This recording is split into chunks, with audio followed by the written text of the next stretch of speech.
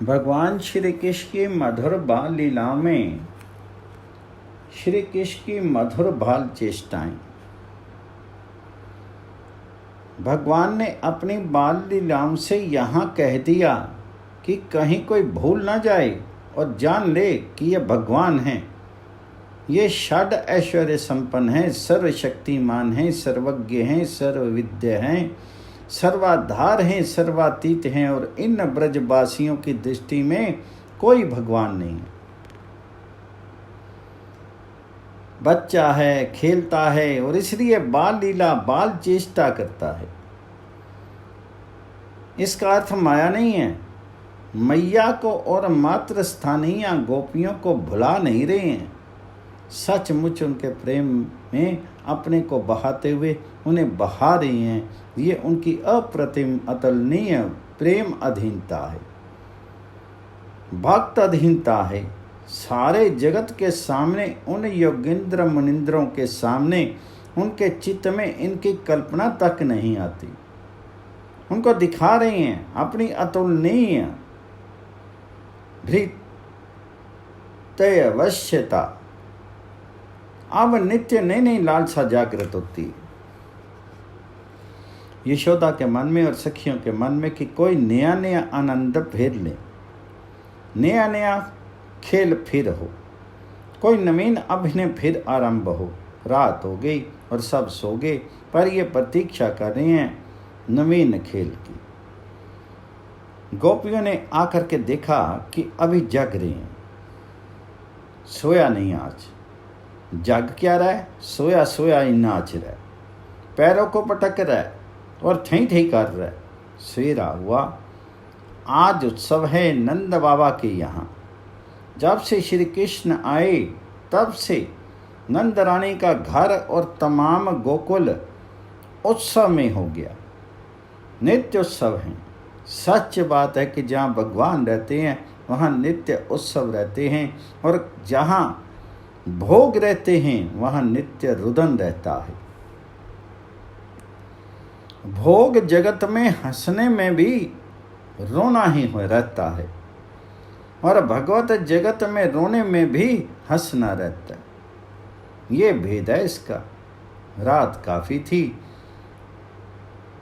बीती, सवेरा हुआ, फिर वही खेल। अब आज जागरण करना है मैया को। निश्चय किया हुआ जागरण कन्हैया के लिए माता मान्यता मानती है। तीना व्रत जिस दिन मरा था उस दिन मैया ने जागरण बोल दिया था कि रात जाग करके विष्णु भगवान नारायण की उपासना करेंगे, भजन गाएंगे। हम लोग तो गाएंगे और ये बच्चा कहीं जागेगा तो ठीक नहीं। ये सो भी जाए और हम लोगों का जागरण भी हो। मैया के मन में वात्सल्य ना कि कहीं जगता रह गया और नींद नहीं आई, इसको तो बीमार हो जाएगा। अब नित्य निरामय भगवान नहीं है, यहाँ पर बीमार होने वाले भगवान हैं।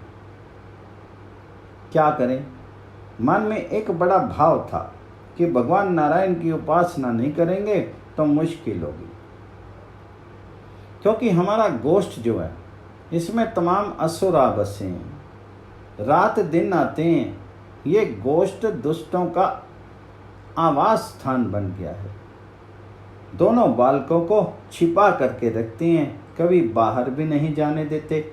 ये तो जाग रहे और सोए सोए देखा आंगन में तो कुछ उजाला सा दिखा तो खड़े हो गए और खड़े होकर के वहाँ जो मटकी पड़ी थी उसमें देखा चंद्रमा का प्रतिबिंब। वहाँ आकाश के चंद्रमा का प्रतिबिंब बढ़ रहा था तो मैया को पकड़ करके ले आए और बोले, चल चल एक चीज देख। मैया ने कहा, क्या देख लिया, क्या चीज है? तो मैया आई और बोले, मैया इसमें क्या दिखता है और ये क्या हिल रहा है? गोल गोल बड़ा चमक रहा है। मैया ने देखा और कहा, देखो कितना भोला है, इसको ये पता नहीं कि चंद्रमा का प्रतिबिंब पड़ रहा है। बड़ा भोला बच्चा है। माँ ने बड़े प्रेम से कहा कि लाला, ये चंद्रमा का प्रतिबिंब है। कन्हैया ने पूछा, चंद्रमा क्या होता है मैया? बोली, अरे जो आकाश में रहता है वह देख चंद्रमा को। आकाश की ओर देखा तो वहाँ भी दिखाई दिया। बोले, ये वही है जो इसमें है? तो मैया ने कहा, हाँ बेटा वही है। वे ताली पीट करके नाचने लगे और बोले, मैया निकाल दे, इसको निकाल के मेरे को दे दे, इसे गगरी में से निकाल करके मेरे हाथ में दे दे। अब यशोदा मैया हंसने लगी, सारी ब्रज सुंदरियां हंसने लगी। बार बार आंचल पकड़ रहा है, बड़ा नटखट है, जल्दी निकाल करके दे, देर क्यों कर रही है? माता दूसरी बातों में भुलाना चाहती कि किसी तरह बच्चे को भुला दिया जाए, पर वह तो रोने लगा। बोले, निकाल करके दे जल्दी। पास खड़ी थी प्रभावती, उपनंद पत्नी, जेठानी थी यशोदा मैया की। इसने आकर के यशोदा मैया के कान में कुछ कहा, युक्ति सूझी। बोले, यूं कर। संकेत पा करके यशोदा जी गई मक्खन भंडार में और धीरे से बड़ा सुंदर सफ़ेद लौंदा ला करके ले आई पीठ की तरफ से, जिससे श्याम सुंदर की दृष्टि ना पड़े। वे जानती है कि बच्चा है, क्या देखे। ये नहीं जानती कि अंतर्यामी है, सब जानते हैं। उनकी नज़र बचा करके मक्खन के लौंदे को हांडी में डाल दिया। बोले, मैया निकाल करके दे जल्दी। इतनी देर तक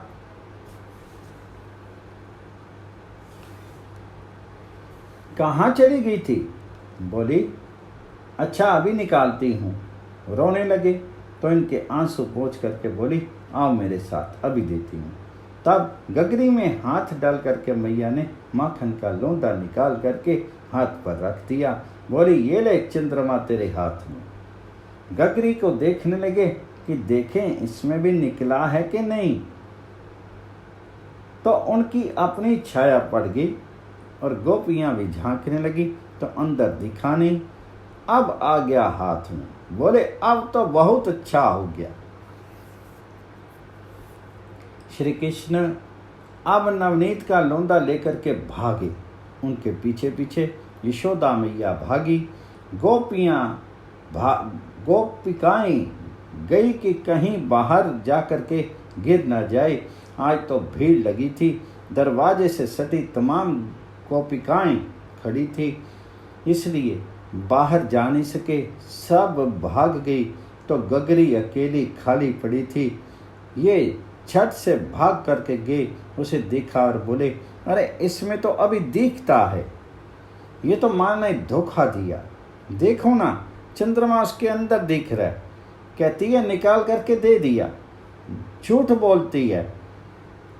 अब वहाँ रूठ गए, रोष आ गया, गुस्सा आ गया, जमीन पर लेट गए, पैर पटक पटक करके रोने लगे। मैया ने गोद में लेना चाहा तो बोले, नहीं नहीं, तेरी गोद में नहीं आऊँगा। किसी प्रकार उठाया, समझाया और बोली, लाला तो समझ, वह इसमें थोड़े है, वह तो आकाश में है। बोले, आकाश में है तो इसमें कैसे आ गया? दो होंगे। बोली, दो नहीं मैं भैया, ये चंद्रमा की छाया है। तब बोले, छाया क्या होती है? माँ ने बताया, वह दिखता है ना इसमें है, ऊपर दिखाया। मैया दिखा रही है, जिससे किसी प्रकार चुप हो। देखने लगे, उनकी समझ में आई कि मैया एक कहती तो है पर दो हैं। ऊपर भी ठीक दिखता है और इसमें भी दिखता है, एक नहीं दो चंद्रमा है। वहाँ अलग दिखता है, यहाँ अलग दिखता है। बोले, भाई मैया दो हैं। तब मैया बोली, तुम्हें बताएं असली बात क्या है? बोले, बता मैया। मैया ने कहा, वह चंद्रमा नहीं है। कन्हैया ने कहा, मैया फिर ये दिखता क्या है? कहीं ये तेरा मुख चंद्र जो है उसकी तू जब ऊपर देखता है तो तेरी छाया पड़ जाती है आकाश में, वह तुझे दिखता है। और जब तू नीचे देखता है तो तेरी छाया पड़ जाती है, गगरी में तेरा मुखबिंद दिखता है। असल में चंद्रमा नहीं है, ये तेरा ही मुख चंद्र है। बोले अच्छा मैया, कुछ भी हो पर दिखता तो है। अच्छा ये निकाल करके दे। बोले मैया देख, अब तेरे मक्खन से पेट नहीं भरता, मैं तो चंद्रमा को खाऊंगा, ये गोल गोल बड़ा अच्छा लगता है। मन ही मन हरि बुद्धि करत है, माता सो कही ताही मंगावत। लागी भूख चंद मैं खे हूँ, देही देही रिस करी बिरुझावत। खींचते हैं कहते हैं भूख लगी है, मैं तो चंदा खाऊंगा। अब बड़े हठीले बन गए। बार बार मैया समझाती है, कहती है देख भैया, तुम मेवा खा ले, मिष्टान खा ले, माखन खा ले, सब तेरे लिए रखा है। बोले ना ना। तब यशोदा जी बोली, आछे मेरे लाल हो, ऐसी आरी न कीजिए, मधु मेवा पकवान मिठाई, जोई भावे सोई लीजिए। सद माखन घृत दहो सजायो, अरु मीठो पै पीजे। पा लागो हठ अधिक करो, जनी अति सिर ते तन छीजे। बोले बेटा, ज्यादा गुस्सा करने से शीर छीजता है, तेरा खून जलता है। ये पता नहीं कि खून और वे दोनों एक ही हैं, पर वे मानते नहीं। वे कहते हैं ये नहीं मैया, अब ऊपर वाला ला करके दे। तो कहती है कि वह असली है, तो वह ला करके दे। अब मैया ने सोचा कि बड़ी भूल की, ऊपर वाला दिखा दिया इसको। किही विधि करी कान ही समझे हूँ, मैं ही भूली चंद दिखरायो, ताही कहत मैं खे हूँ। कहता है मैं उसे खाऊंगा। माता ने कहा बेटा, ये खाने की चीज नहीं है। अनहोनी कहूँ भैया कन्हैया, देखी सुनी न बात, ये तो आही खिलौना सबको, खान कहत तिही तात। मैया ने कहा अरे ये तो खिलौना है, खाने की चीज नहीं है। बोले अच्छा खिलौना है तो ठीक है, मैं इसके साथ खेलूंगा, मैं इसी से खेलूंगा, खाऊंगा नहीं, खिलौना ही सही, ये तो देना पड़ेगा ला करके। मैया ला कर दे। इसे ब्रज सुंदरियों ने देखा, सब ने देखा। उन्होंने कहा कि कुछ करो। गोपियों ने एक पात्र में निर्मल जल भर दिया और बोले चंदा इसमें आ जा, चंदा इसमें आ जा। आवाहन करने लगी। बार बार जसुमती सुत बोधती, आऊ चंद तो ही लाल बुलावे। मधु मेवा पकवान मिठाई, आपुन खेहे तो ही खवावे। हाथ ही पर तो ही लीने खेलूं, नेको नहीं धरनी बैठावे। जल बासन कर ले जो उठावते, याही ही मैं तुम तन घरी आवे। गोपियां बोली चंद्रमा तू इसमें आ जा। अब वह खाली बर्तन रखा था, उसमें प्रतिबिंब दिखने लगा। फिर बोली देखो इसमें चंद्रमा आ गया, चंद्रमा ले ले, ले ले मोहन चंदा ले। कमल नयन बड़ी जाऊं सुचित है, नीचू नेकु चिते। अब तो बर्तन में अपना ही हाथ जाता है ना, अब चंद्रमा मिल जाएगा। जल पात्र में साफ साफ चंद्रमा दिखने लगा। अब गोद से उतर करके चंद्रमा को लेने के लिए, पकड़ने के लिए अपने कोमल कोमल हाथों को बर्तन में डाला। हाथ डाला, यूं किया तो चंद्रमा की परछाई विलीन हो गई। इतने में देखा तो नहीं, हाथ में आ गया होगा, दिखता तो नहीं है, भूल गए। ऊपर देखें तो योग माया ने देखा कि अब ज्यादा देर तक ठहरना ठीक नहीं, तो एक मेघ खंड ऊपर आया। ये कथा और तरह से भी आती है, और उसने चंद्रमा को ढक दिया।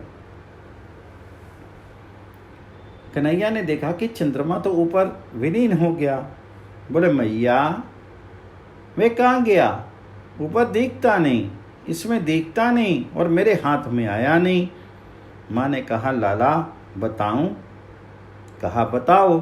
तो बोली तेरे डर से पाताल में भाग गया। वह तो छुटकारा पाना है ना, नहीं तो फिर कहेंगे कि ला कहीं से। बोली लाला तो पकड़ना चाहता था ना? उन्होंने कहा हाँ। बोली तूने हाथ डाला तो तेरे डर से पाताल में भाग गया। बोले मैया पाताल कहाँ है?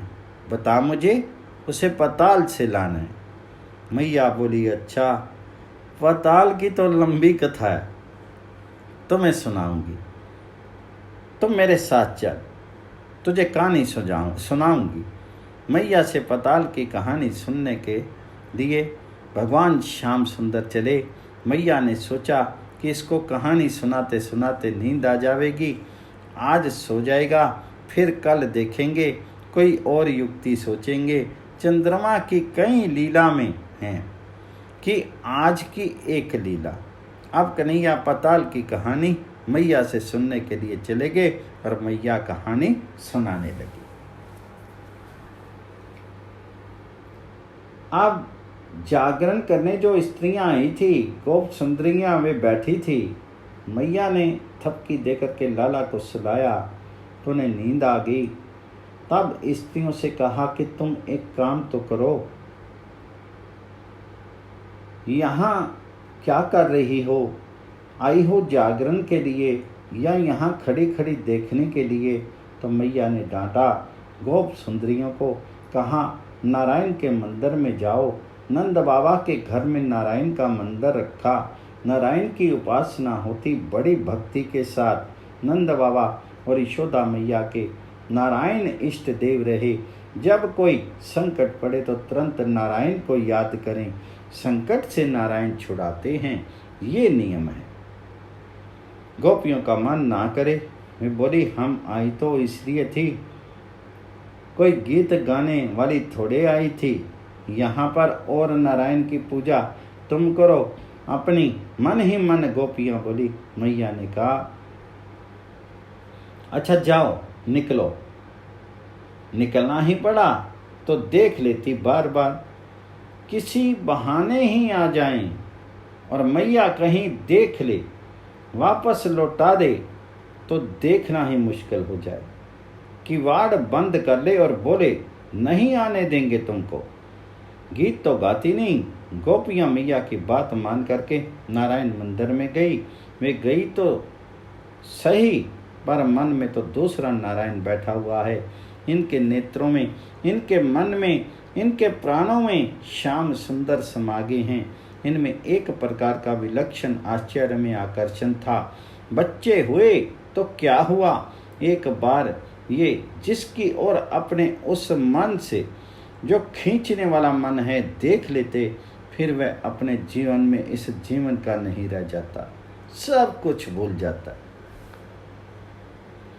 यदि प्राणी को सदा के लिए ले लेने वाली उसकी दृष्टि होती है, ये चलेगी मंदिर में नारायण के पार, इनके तन में, इनके मन में, इनके नेत्रों में तो श्री श्याम सुंदर बसे हैं, छाए हुए हैं।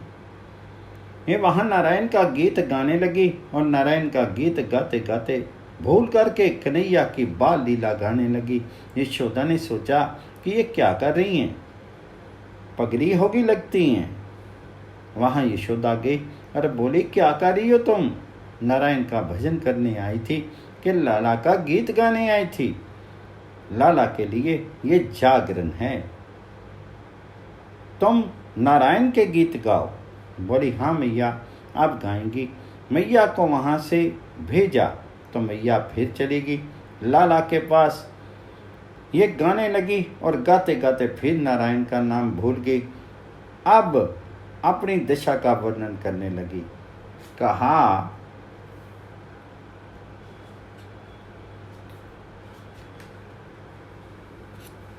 एक दिन मैं आई थी और ये खेल रहा था। जब से खेलते हुए इसको देखा तब से मेरा क्या दशा होगी। तुझे मैं सुनाऊं, एक गोपी अपनी स्थिति सुना रही है। क्या उसके मन की तन की स्थिति है, उसी की भाषा में देखें। मैं देखो जसुदा को नंदन खेलत आंगन बारोरी, तत्क्षण प्राण पलटी गयो मेरो, तन मन है क्यों कारोरी।